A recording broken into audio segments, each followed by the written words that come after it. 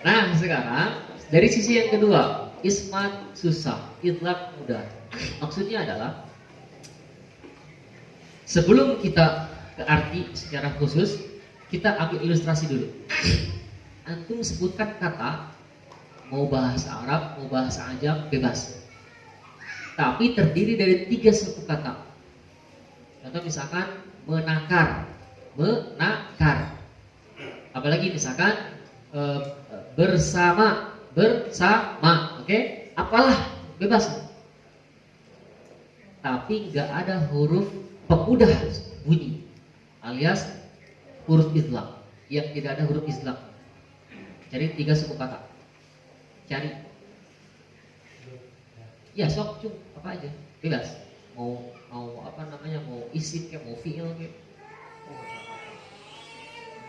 Ayo cung, mau apa aja, bahasa Indonesia bebas. Misalkan karpet, misalkan apalagi misalkan ini kipas angin, kipas cuma 2, enggak, cari yang 3. Tongkat cuma 2, cari yang 3. Apa?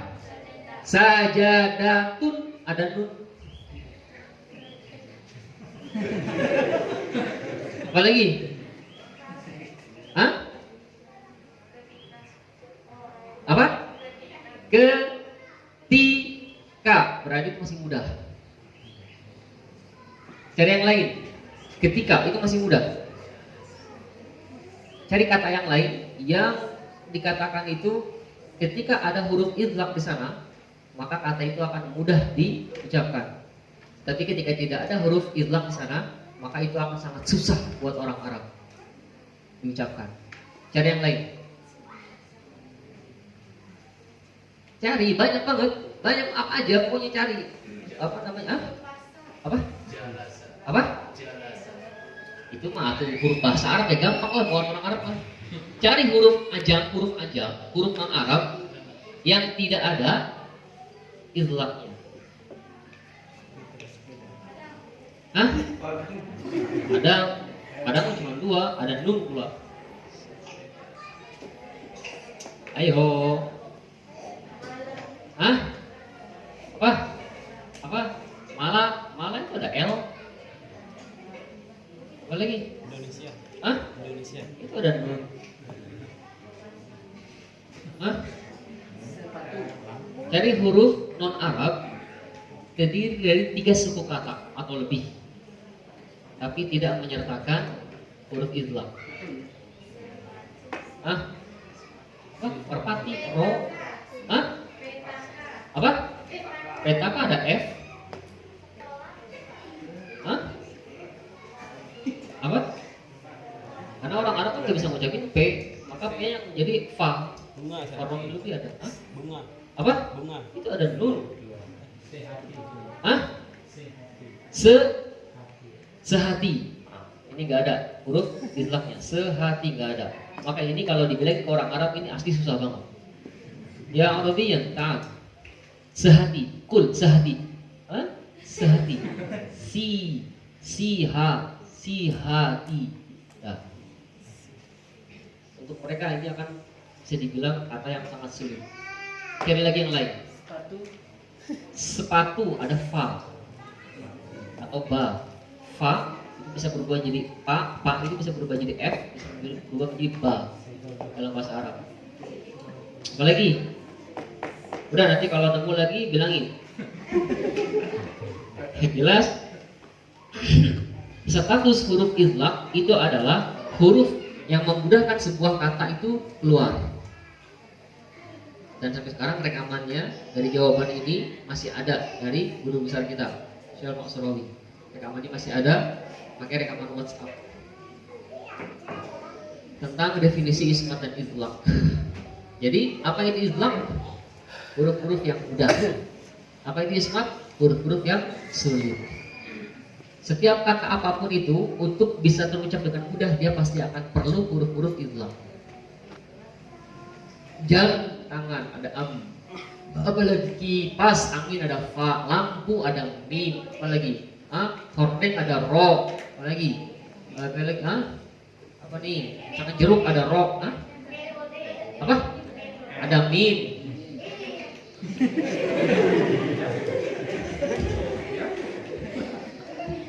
Dan itulah alasan kenapa seorang anak yang pertama kali berbicara, dia nggak akan bicara pertama kali adalah kakak, nggak akan. Jaja, nggak akan.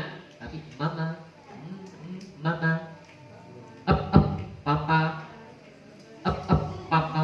Paling jauhnya itulah kakak. Yang paling pertama kali berucap kalau nggak baba, mama, papa, huruf bibir. Karena itu adalah huruf yang paling mudah terucap. Sampai sini paham apa itu ismat idlaq? Ismat adalah huruf-huruf yang sulit. Kenapa? Karena letaknya jauh dari tempat keluar.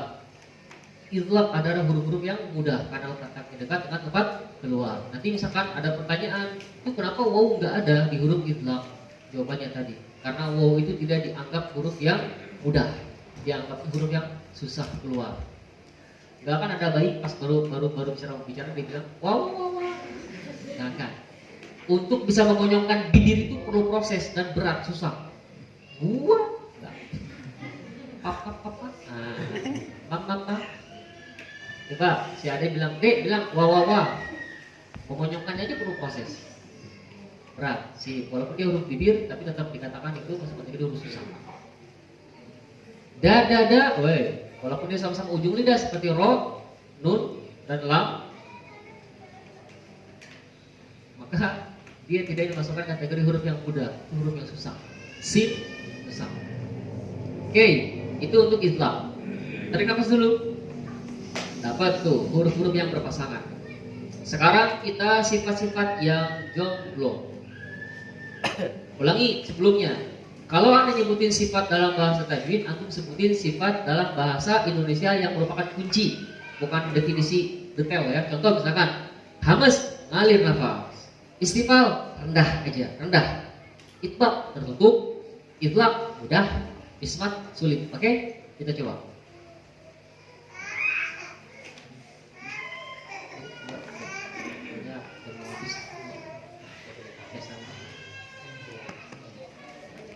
Oke, lihat sini. Hamas, mengalir nafas. Jahar, Tertahan nafas. yang tegas dong.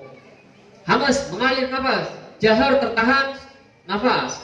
Syiddah, tertahan suara. Rafa, mengalir suara. Oke, ulangi. Hamas, Mengalir nafas.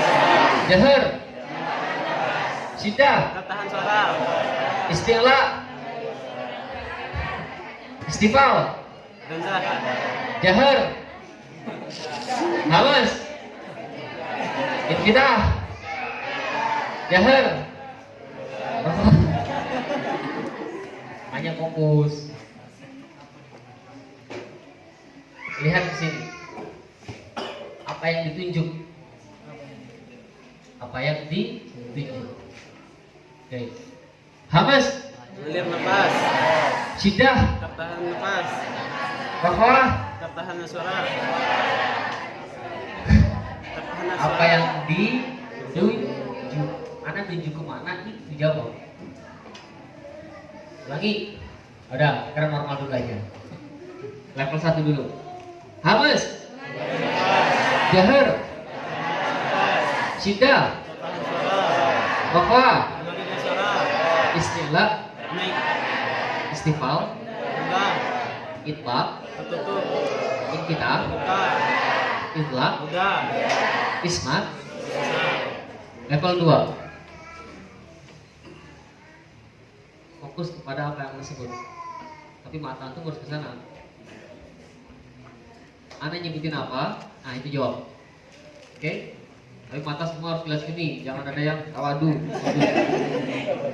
Ulangi. Hamas, Mengalir suara. Jahar, Syiddah, Tertahan suara. Rafa'ah, Mengalir suara. Istifal, Naik. Iftitah. Rendah. Udah.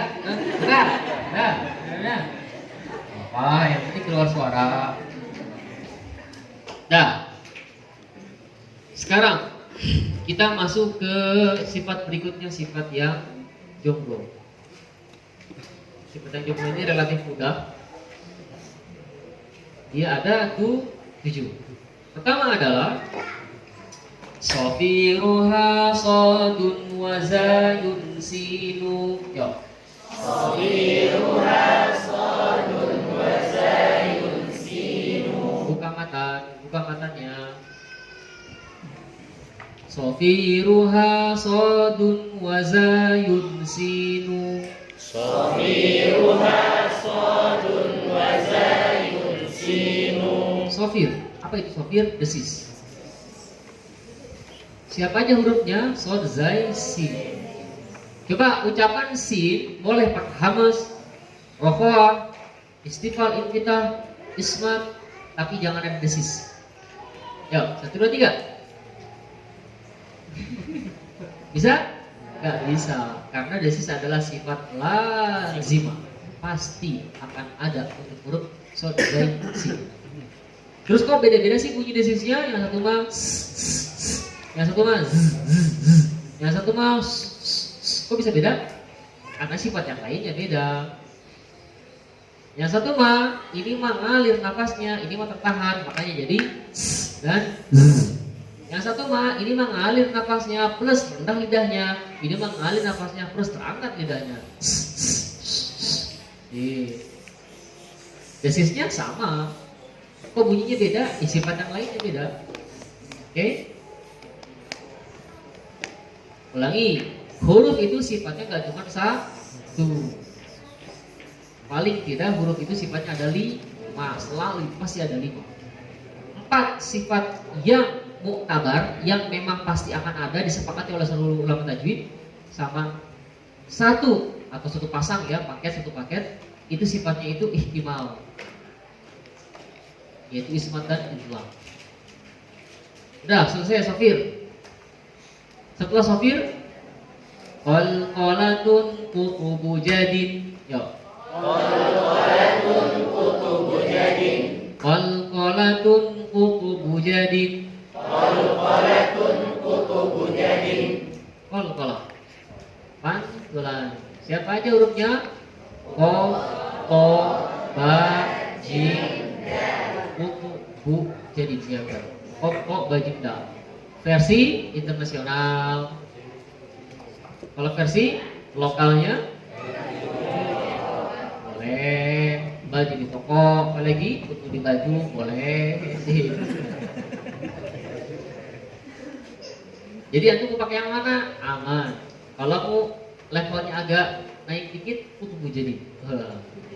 Atau mau bahasa pakai lokal, baju di toko. Nanti kata orang Maroko katanya, mana yang di baju di toko? Baju di toko yang di malah disuka hidupkan. Oke, yang jelas yang satu antum yang tahu hanya orang lokal aja, yang satu seluruh dunia itu mengakui. Gimana prosesnya? Untuk qalqalah ini ada sedikit pembahasan mengenai tata cara. Sekali lagi, kapan berlakunya? Sukun. Tidak ada pembahasan saat harokat, karena kalau udah harokat ini udah masuk sifat ridhoh nanti. Ketika kita mengucapkan huruf qalqalah, maka huruf qalqalah itu terbagi menjadi 2 kategori. Kategori pertama yang istifal, kategori kedua yang istilah. Siapa yang istifal? Ba, jim, dal. Siapa yang istilah? Oh. Akhirnya mempengaruhi ke karakter tebal dan tipis. Ketika mengucapin ba, ab, b, dal, ad, d, jim, ad, jim. Nanti ada yang akan mengatakan bahwasanya pengucapan qalqalah itu mengikuti harokat sebelumnya. Kalau sebelumnya fathah, maka dia qalqalahnya itu fathah. Sebelumnya dhamma, dhamma. Sebelumnya kasrah, kasrah. Contoh, abawaba, ud'u ila, ibirahi. Itu gak akan kita pakai. Kenapa? Karena itu banyak pertanyaannya, banyak iskalnya di sana. Di antaranya adalah berubah jadi harokat ikhtilas, bukan lagi sukun murni. Gimana jadinya? Kita tetap dengan menggunakan imalatul fathi, fathah yang condong. Coba bilang sip. Untuk yang tipisnya, yang tebalnya o. Coba o. Kita tidak bilang o, kita tidak bilang antara keduanya o. Aku. Kemarin udah dilatih itu di makhraj. Aku. Sip. Itu untuk mengucapkan kolam. Kalau saat harokat nggak ada urusan, harokat biasa. Ba, bi, bu. Ada kol-kolah nggak ada, nggak masuk. Karena kol-kolah itu adalah sukun penyempurna. Sukun dasar. Sukun penyempurna. Lanjut. Terus walinu wawun wayaun. Walinu wawun wayaun sukina. 1, 2, 3. Walinu wawun wayaun sukina. Wan fataha qablahuma. Lin itu adalah sifat untuk huruf waw dan ya sukun setelah fathah. Au, coba. Au. Ai. Itulah lin. Oke, gampang kan? Terus walin hirafu suhhiha fil lami warra.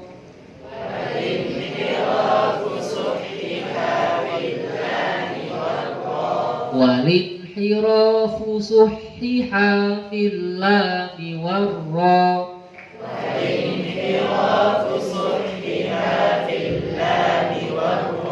Oke.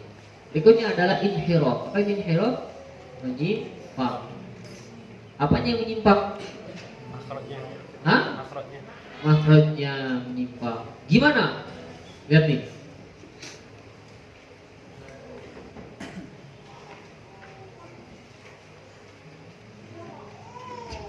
Ini sebelum mana? Oh ini. Ketika kita mengucapkan huruf lam, coba.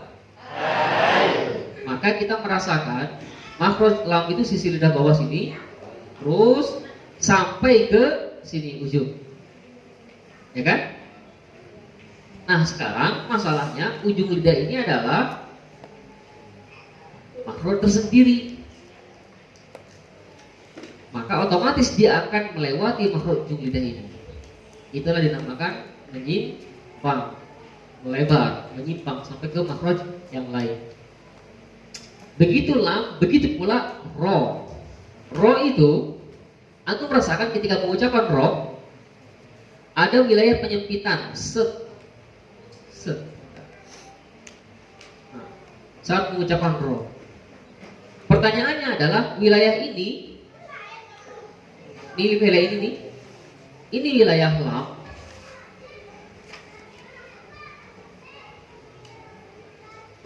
Makhraj tersendiri atau makhraj ujung? Ini coba untuk bisa ucapan au. Lihat, terasa nggak ujungnya ada yang menyempit? Tapi yang menyempit itu dari ujung sini doang atau dari sisi lidah bawah? Menyempitnya dari mana? Serius lah, bagian ujung doang. Kayak gini, kayak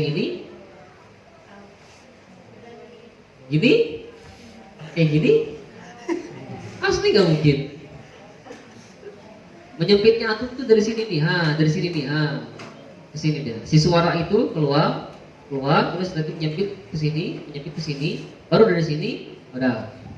Alias kalau digambarkan posisi lidah itu begini dia, Kalau kita bikin gambaran lidah nih, lidah saat inhiraf itu dia tidak akan lepas dari ketiga gambar berikut. Pertama adalah lidah normal seperti ini. Ketika kita mengucapkan suara, posisinya begini, aliran suara sampai keluar. Sama yang kedua, menyempit ujungnya.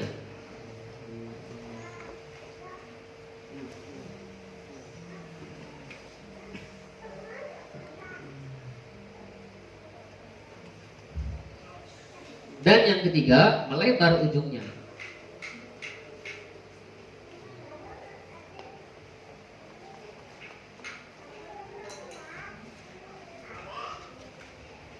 Setelah melebar, sehingga antum terasa wilayah sini nih, nah, makrojnya. Coba jawab sekarang. Manakah huruf gambaran huruf lam? A, B, C. A, B, C. Gawat nih kalau ada yang masih belum tahu. Berarti sebelum ke makhraj. Manakah yang huruf lam? A, B, C. Cung yang A. Satu. Cung yang B. 1, 2, 3. Cung yang C. 1, 2, 3. Oh, macam-macam ya. Dahsyat. Coba ucapin lam. Al.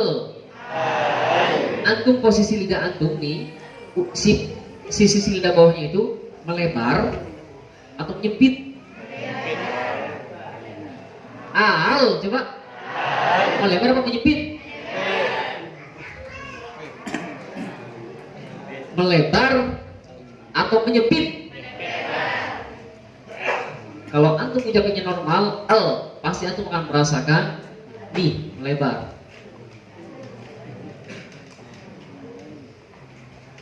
Sekarang ucapkan ro, al. Rasakan si ini nih posisi ujung apa sisi lidah bawah ini melebar, apa menyempit atau biasa aja? Melebar, menyempit atau biasa aja? Mana kira-kira huruf ro? Si. Ucapan si. Rasakan ujung lidahnya melebar, menyempit atau biasa aja? Zai. Melebar, menyempit biasa aja? Mana kira-kira gambaran? Si. Inilah gambaran ro, gambaran lam. Nah, yang akan menjadi pembahasan inhiraf kita adalah ini, lihat nih. Kalau ini mah bunyi lurus, siratal mustaqim. Tapi kalau ini bunyi nyimpang ke sini, ini bunyi nyimpang ke sini, ini nyimpangnya keluar. Paham? Itulah inhiraf. Nyimpangnya makhraj, wilayah makhraj. Bisa dari yang pertama itu adalah sisi lidah menyimpang sampai ke ujung untuk huruf lam, atau ujung lidah melebar sampai ke sisi itu untuk huruf ro. Atau yang dimaksud dengan inhiraf kedua adalah menyimpangnya proses keluarnya suara, yang satu mau menyempit, yang satu mau melebar. Jadi belok, dia enggak lurus, belok dia, inhiraf, belok. Paham? Paham? Si inhiraf. Next. Wa bi takririn ju'il. Yo.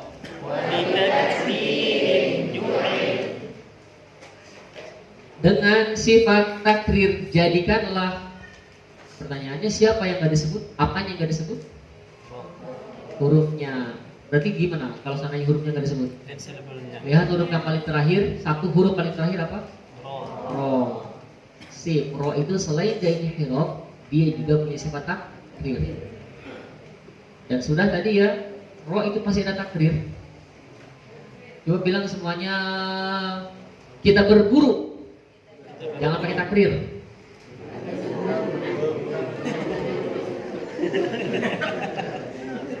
Jadinya apa? Antum hobinya berburu ya? Jangan pakai takrir. Jadinya gimana tuh? Kaya.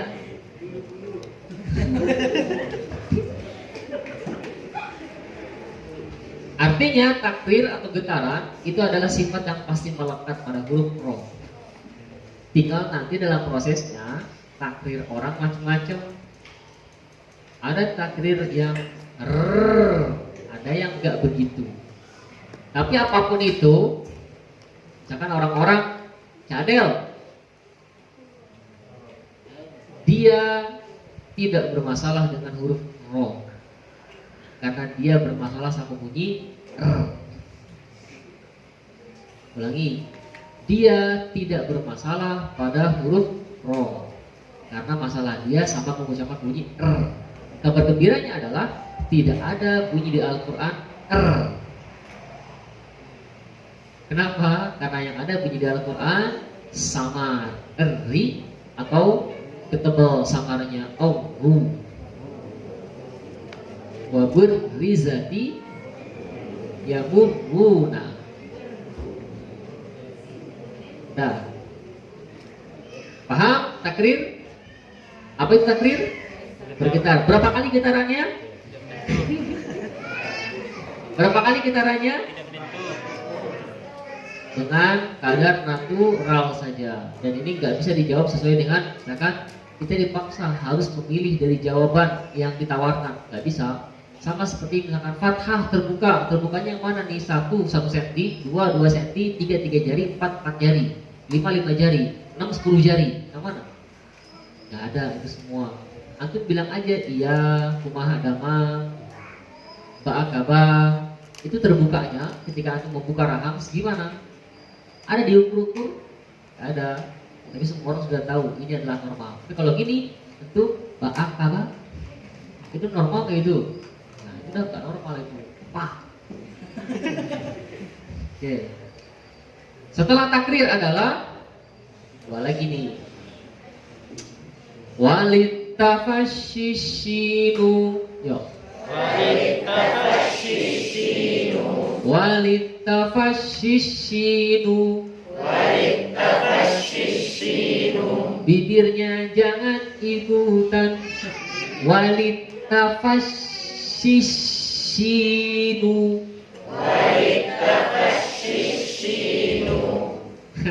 Kita coba analisa lah ya. Antum yang suka hobi istilahnya menyingsatkan bibir.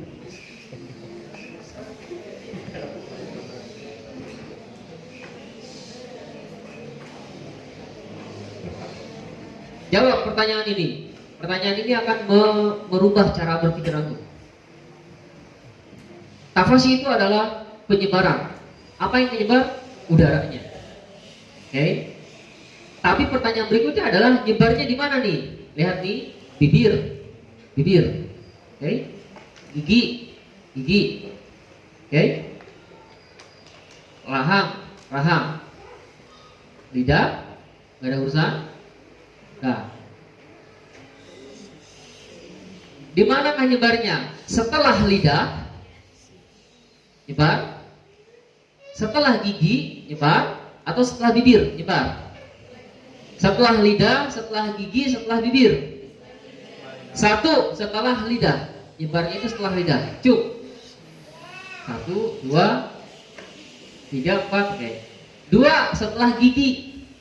1, 2, 3. Oke. 3 setelah bibir. Enggak ada. Setelah bibir nyebarnya. Oke. Yang enggak maju. Ulangi. Ucapkan shin. Jawab. Itu penyebarnya udara itu setelah lidah, sebelum gigi. Cuk. Oke, 1, 2, 3, 4, 5, 6, 7, 8, 9, 10, 11, 12, 13, 14, dah. 2 setelah gigi. 1, 2, 3, 4. Oke. Setelah bibir kosong. Sekarang kan baru tahu kenapa aku banyak nyingsat. Al-musyidun, ashabul nyingsatun. Nyingsat. Gak apa, kalau orang pakai apa? Pakai sarung, sarungnya ditiup angin. Itu nyingsat. Karena antum menyebarkan udaranya itu setelah lidah atau setelah gigi. Makanya si bibir ini kena dampak badai topan beliung. Dan dahsyatnya tadi nggak ada satupun yang memilih setelah bibir. Mana bisa ada udara keluar setelah gigi terus bibir dikemanain? Jadi wajar lah dia. Coba ucapkan sin. 1, 2, 3. Ha. Zai. Bagaimana proses keluarnya suara? Lurus atau nyebar? Zai, nomor 3. Lurus atau nyebar? Lurusnya itu setelah gigi, setelah lidah. Ya pokoknya wilayah yang paling luar mana? Sin. Sin, tahu sin? Oke, jangan ada tafashi. Sin. Lurus atau nyebar? Ha. Lurus atau nyebar? Shin. Lurus atau nyebar? Nah itulah si mutawashi. Tinggal selanjutnya SOP pengucapan shinnya. Pastikan bibir jangan kesentuh udara. Kenapa? Karena belum waktunya. A, I, sh. Coba. Nah, kena nggak bibir tuh sama udara itu, sama angin itu? Ya nggak ada lah. Justru kalau kena angin itulah kalau bakal nyingsat. Next, terakhir istiqolah.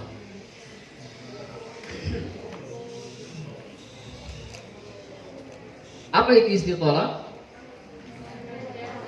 Do dan istabil.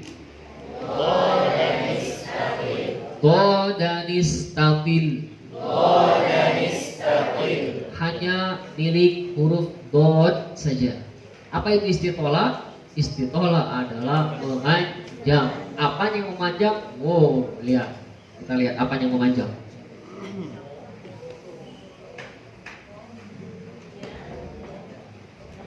Ketika kita mengucap huruf dod, coba antum ucapkan dulu huruf ko.